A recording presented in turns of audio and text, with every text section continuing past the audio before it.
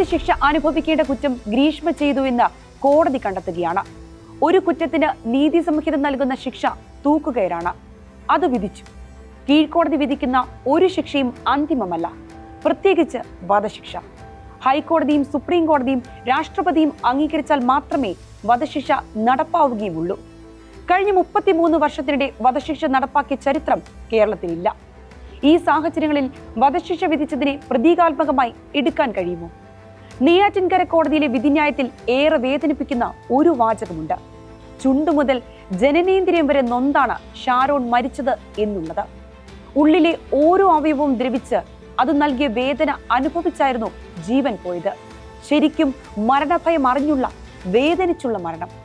ആ കുറ്റത്തിന്റെ കാഠിന്യം ഗ്രീഷ്മയെ അറിയിക്കാനുള്ള ഉപാധിയായാണ് ഇവിടെ ജഡ്ജി വധശിക്ഷ വിധിക്കുന്നത്. അവിടെ ജഡ്ജിയുടെ മുന്നിൽ സ്ത്രീയെന്നോ ചെറുപ്പമെന്നോയുള്ള പരിഗണനയില്ല, കുറ്റവാളി മാത്രമാണ് മുന്നിൽ. ഇങ്ങനെ എത്രയൊക്കെ പറഞ്ഞാലും വധത്തിന് വധശിക്ഷ കൊണ്ട് പരിഹാരം നൽകാൻ കഴിയുമോ?